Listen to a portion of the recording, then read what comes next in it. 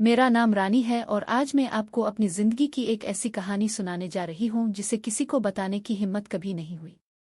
साथियों, मेरी उम्र 25 साल है और अभी तक ना तो मेरी शादी हुई है और ना ही कोई रिश्ता तय हुआ है। मैं अपने वालिद के साथ रहती हूं क्योंकि मेरी माँ ने हमें 2 साल पहले छोड़ दिया था। मेरा एक बड़ा भाई विशाल है जो मुझसे 3 साल बड़ा है और शहर में अपनी बीवी के साथ रहता था। मेरी कहानी वाकई वहां से शुरू होती है जब विशाल भैया ने अपनी बीवी से अलग होने का फैसला किया। ये तकरीबन 1.5 साल पहले की बात है। तलाक के बाद वो हमारे घर वापस आया और फिर हम तीनों पापा और विशाल एक साथ रहने लगे। सच कहूं तो एक चीज थी जो मुझे हमेशा परेशान करती थी। जब भी मेरे लिए कोई रिश्ता आता है वो आगे नहीं बढ़ता। इस सूरत हाल ने मुझे बहुत परेशान किया। मेरी उम्र के तमाम दोस्त न सिर्फ शादीशुदा थे बल्कि उनके बच्चे भी थे और मैं तब भी अकेली थी। कोई लाइफ पार्टनर या कोई खास तजर्बा नहीं। अब मुझे लगा जैसे मेरा वक्त खत्म हो रहा है। मैं अक्सर अपने कमरे में अकेली बैठती और ये सोच कर रो पड़ती। मैं अपने आप से पूछती, क्या मुझे किसी की कमी महसूस हो रही है? मैं खूबसूरत हूं, मैं अपना ख्याल रखती हूं, मेरे अच्छे ताल्लुकात क्यों नहीं हैं? कभी कभी मैंने ये भी सोचा कि किसी ने मुझ पर चाल चलाई है। उन तमाम ख्यालात के साथ मैं ज़हनी तौर पर टूट रही थी। लेकिन जब विशाल भैया अपना फ्लैट अपनी बीवी को देकर हमारे पास वापस आए तो मुझे कुछ राहत मिली। मैंने सोचा कि मेरा भाई अब मेरे साथ होगा क्योंकि मैं बहुत अकेली थी। मेरे वालिद शाम को अपनी दवाई लेकर बिस्तर पर जाते थे और मैं अकेली बैठ जाती थी। ताहम मुझे अपने भाई और बहनोई की तलाक पर भी दुख हुआ क्योंकि मैं अपनी बहनोई से बहुत प्यार करती थी। विशाल भैया ने कभी ये नहीं बताया कि उनके दरमियान क्या हुआ। बाद में पता चला कि इसकी वजह बहनोई की अफवाह फैलाने की आदत थी। वो सब की बातें सुनती और फिर उन्हें चारों तरफ फैला देती। जब लोगों ने विशाल से इसकी शिकायत की तो इसे बहुत तकलीफ हुई। विशाल भैया ने अपनी बीवी को कई बार समझाया कि अपने घर पर ध्यान दो, दूसरों की आंखों में देखना बंद करो, लेकिन वो सुनती नहीं थी। वो अपनी जिंदगी से मुतमईन नहीं थी और हमेशा विशाल भैया से शिकायत करती थी। इस वक्त उनकी माली हालत अच्छी नहीं थी, वो इसे कबूल नहीं कर सकी और बिलाखिर तलाक की दरख्वास्त दायर कर दी। जब विशाल भैया हमारे साथ रहने आए तो हम आहिस्ता आहिस्ता एक दूसरे के करीब आने लगे। हम दोस्त बन गए। वो भी अकेला था और मैं भी अकेली थी। जैसा कि आप समझ सकते हैं, पापा 6 बजे अपनी दवाइयों के साथ बिस्तर पर जाते और 5 बजे सुबह जाग जाते, जबकि मैं देर रात तक जागती रहती। हम एक साथ खाना पकाते, कभी नाश्ता मिठाई खरीदते और टीवी देखते हुए घंटों बात करते। हमने एक दूसरे के साथ सब कुछ बांट लिया, बस दोस्तों की तरह। कभी कभी वो कहता, राधा कहीं चलिए, हम बाहर जाकर आराम करते। इस तरह उन्होंने इस दर्द को कम किया जो मैं शादी न करने और अकेली होने की वजह से बर्दाश्त करती थी।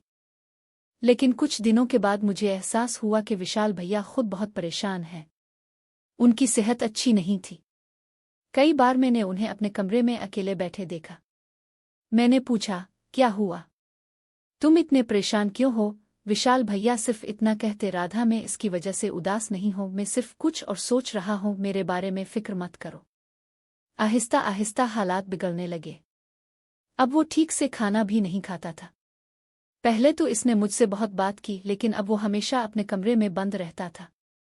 वो सारा दिन काम पर जाता और घर वापस आने पर मेरी तरफ देखे बगैर खाना खाता और खुद को अपने कमरे में बंद कर लेता। वो मुस्कुराहटें, वो बातें, मेरे साथ गुजारे गए तमाम लम्हात गायब हो चुके थे। इसमें तब्दीली मुझे अंदर से तोड़ रही थी। लेकिन एक दिन मैंने फैसला किया कि मुझे विशाल भैया को इस अंधेरे से निकालना है। एक रात जब वो काम से वापस आया, मैंने सोचा कि मैं इससे बात करूंगी। जब वो अपने कमरे में पहुंचा तो दरवाज़ा थोड़ा खुला हुआ था। अंदर झांकते हुए मेरी आंखों के सामने जो मंजर था, इसने मेरी सांसें छीन ले। विशाल भैया अपने लैपटॉप पर ऐसी फिल्में देख रहे थे जो मुनासिब नहीं थीं। स्पीकर की आवाज़ इतनी तेज थी कि मैं सब कुछ वाज़े तौर पर सुन सकती थी। मैं पत्थर की तरह थी, अपनी टांगें नहीं हिला सकती थी, अपनी आंखें नहीं हिला सकती थी। इसकी आंखें स्क्रीन पर मरकूज थीं। मैं किसी तरह वहां से निकली और अपने कमरे में वापस चली गई। बिस्तर पर बैठे हुए मेरे ज़हन में वही मंजर दोहराया जा रहा था। बड़े भाई का बिस्तर दरवाजे के सामने था, इसलिए मैंने सब कुछ वाज़े तौर पर देखा। ये मेरे लिए बिल्कुल नया तजर्बा था। मेरे ज़हन में एक अजीब सा ख्याल आया, मैं इस रात सो नहीं सकी। अगली सुबह जब मैं उठी तो मेरा भाई पहले ही काम पर जा चुका था। नादानिस्ता तौर पर मेरे कदम उसके कमरे की तरफ बढ़ गए। मैंने इससे पूछा, भाई आप कब तक ऐसे रहेंगे?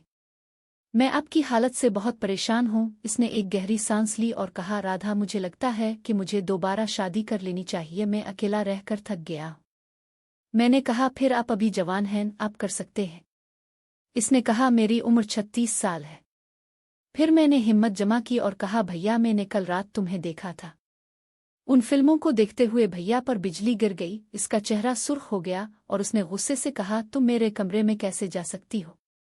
उन अल्फाज ने मुझे हिलाकर रख दिया। मैं रोने लगा और अपने कमरे की तरफ भागी, दरवाज़ा बंद किया और आंसू बहाए।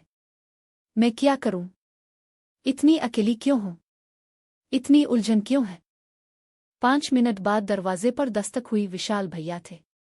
उन्होंने आहिस्ता से मेरे कंधे पर हाथ रखा और कहा कि राधा प्लीज मत रो, मुझे आपकी बहुत फिक्र है।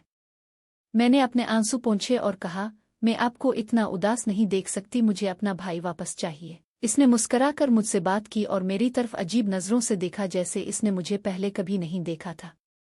मैं उन आंखों के सामने खुद को बहुत कमज़ोर महसूस कर रही थी।